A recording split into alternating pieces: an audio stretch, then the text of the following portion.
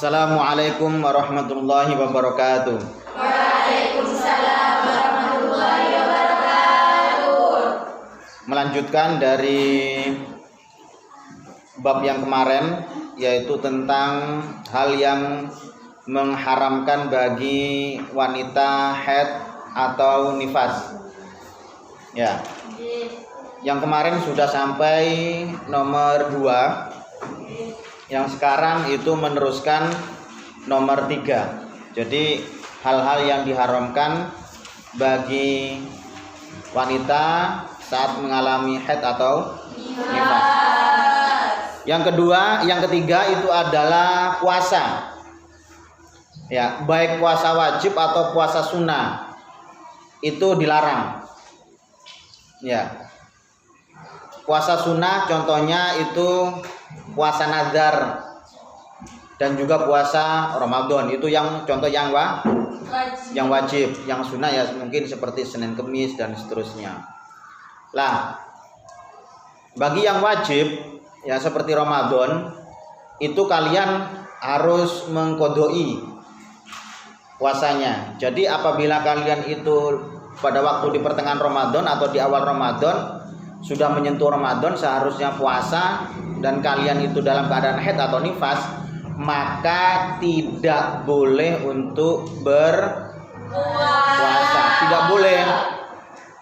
Kalau berpuasa malah haram dan tidak sah gitu. Lah, atau pada nazar nazar, misalkan nazarnya tersebut ini yang ditentukan waktunya. Saya mau puasa 10 hari di bulan Muharram mulai tanggal 1 sampai tanggal 10 tahun 1943 misalkan, apabila saya sudah bisa menghatami alfiyah gitu, misalkan demikian. Lah ternyata setelah sampean itu hatam alfiyah, bisa menghatamkan alfiyah atau misalkan bisa lulus UMPTN misalkan gitu. Setelah lulus UMPTN, maka wajib bagi kalian untuk melaksanakan puasa. Maka itu tentu, artinya ditentukan itu ya sesuai dengan apa yang tertera itu, mulai dari tanggal 1 Muharram sampai tanggal 10 Muharram dan tahunnya sampean tentukan. Nah, ketika pada waktu pas tanggal itu ternyata sampean itu dalam keadaan haid, nah, maka qadha. Gitu. Maka qadha. Karena tahunnya sudah ditentukan 1443 Hijriah. Gitu. Lah, akan tetapi beda dengan sholat. Kalau sholat itu tidak usah untuk mengqadha, akan tetapi kalau puasa Ramadan itu wajib mengqadha.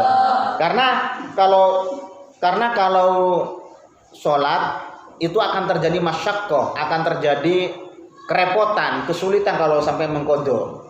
Coba sekarang bayangkan, misalkan seperti perempuan yang haidnya tanggal 1 sampai tanggal 10. Haidnya tanggal 1 sampai tanggal 10. Sekarang berapa rakaat yang harus ditempuh itu? Banyak. Iya kan?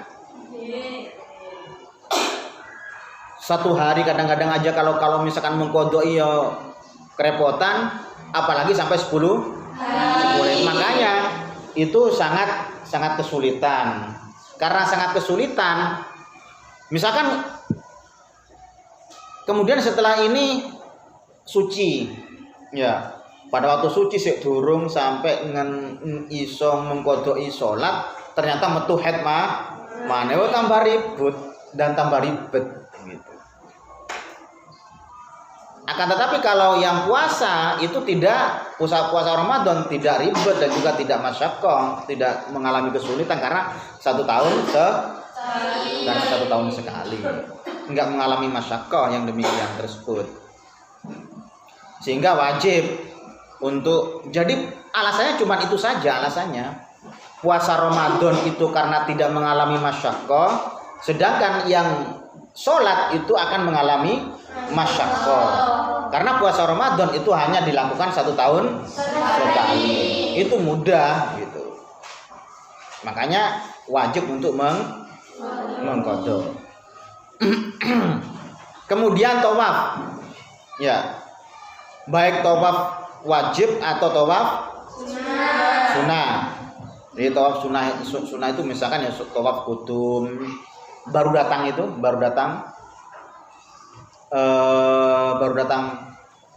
ke Mekah itu kan namanya adalah tawaf kudum atau tawaf wada dan seterusnya. Baik yang sunnah atau yang wajib itu tidak boleh untuk melaksanakan tawaf. Karena apa?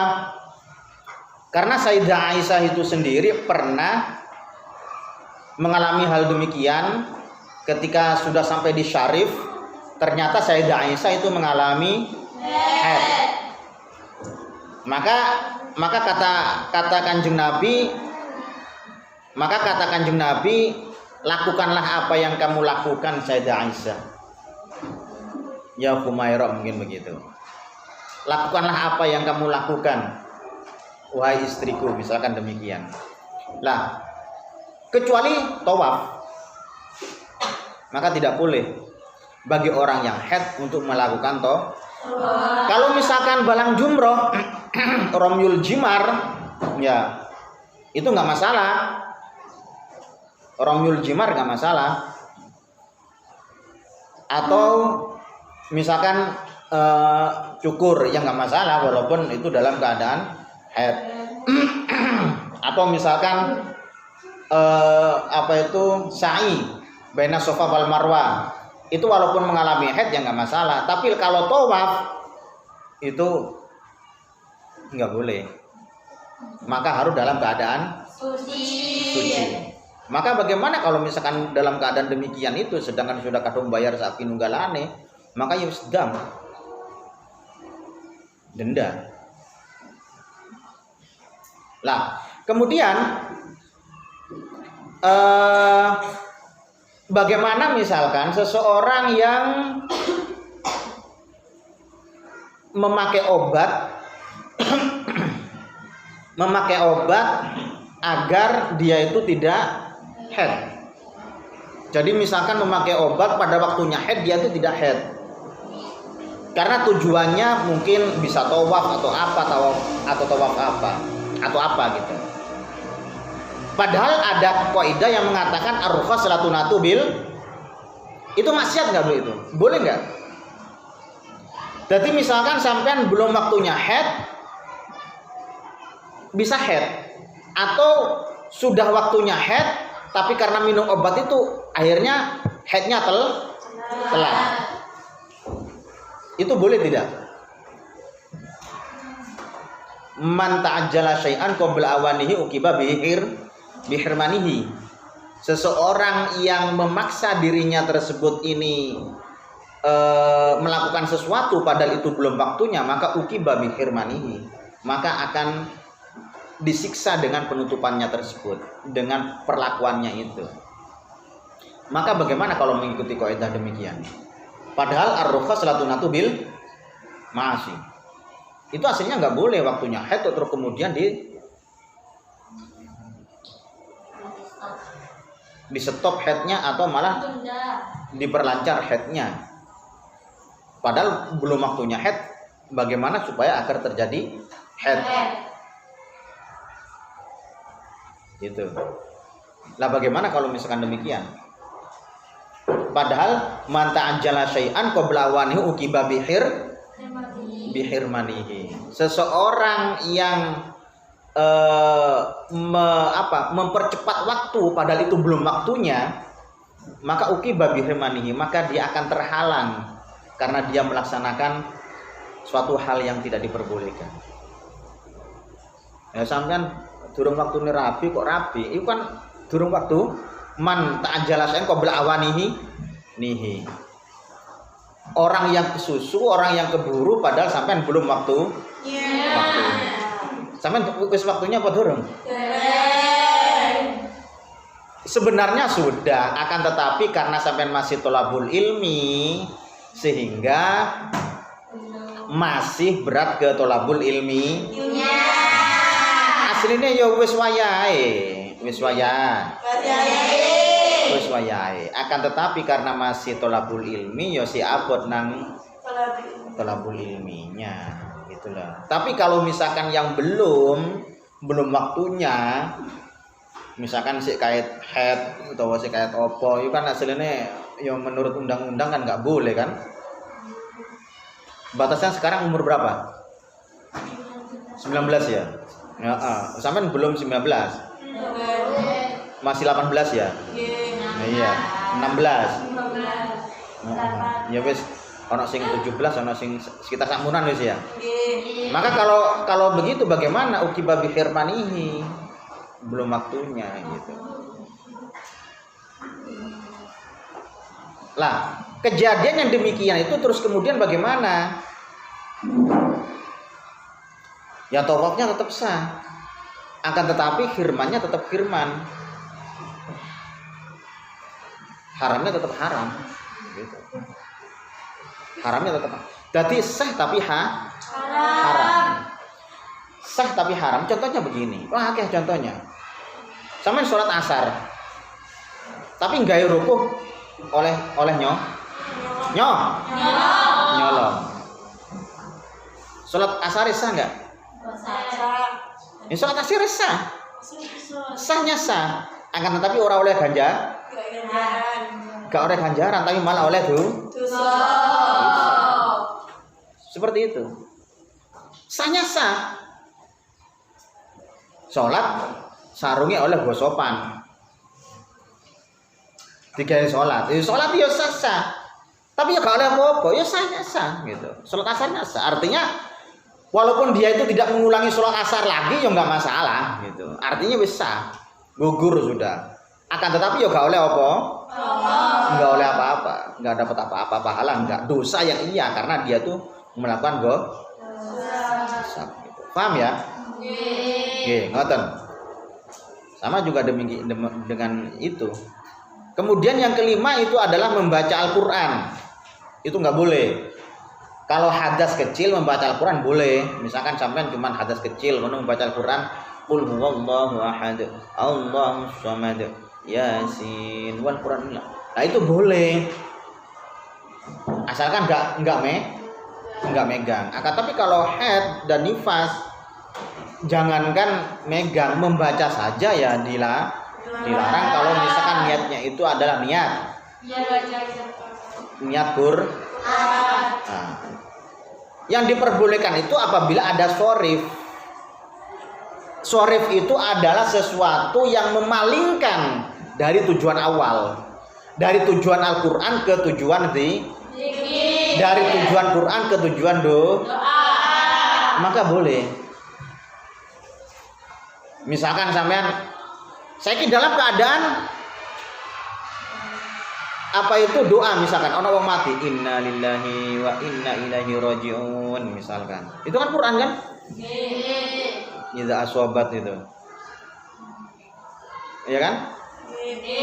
Nah tapi niatnya sampean ya niat doa, ya nggak masalah, gitu. Utawa tahlilan sampean itu, ono tahlilan ono kan, ono qul huwallahu ahad, Allahus samad, ayat kursi, ya nggak masalah. Namun niatnya adalah niat doa, niatnya niat zikir, ya nggak masalah. Dan saiki misalkan kalau sampean ketika pada waktu pas suci mau mandi, tapi belum mandi, ya. Terus kemudian atau sampean mau ke toilet, toilet itu doanya bagaimana? Nah, kan otomatis kan bismillah dulu kan? Lah bismillahnya itu bagaimana ya men? Lah kalau misalkan niatnya doa ya nggak masalah. Saya keluar dari toilet. Keluar dari toilet itu apakah bacanya bismillah dan doa itu berada di toilet atau sudah keluar toilet? Sudah keluar toilet.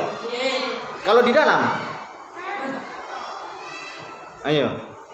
Lah, kalau keluar berarti namanya sudah keluar. Lah itu mau keluar dari toilet. Mau ke dalam ada doanya, mau keluar ada doanya. Lah bagaimana doanya itu ada di luar apa di dalam? Atau di hati? Lah, itu tentang Al-Qur'an gitu ya. Nah, bagi yang ada yang menghafal Quran sini. Bagi yang menghafal Quran, maka karena Quran itu sudah menjadi zikir, artinya sudah menjadi zikir itu ya sudah menjadi kebiasaan dia tuh untuk zikrul Quran. Kebiasaan sudah. Yodinati itu zikir untuk zikrul Quran. Karena sudah setiap harinya begitu demikian gitu. Maka nggak masalah. Paham ya? Ada pertanyaan? Serius nggak ada? Oke, kurang lebihnya wallahu muwaffiq ila aqwamit thoriq. Dan ini sampai yang kelima, mungkin yang akan datang nanti terusannya. Wallahu muwaffiq ila aqwamit thoriq. Wassalamualaikum warahmatullahi wabarakatuh.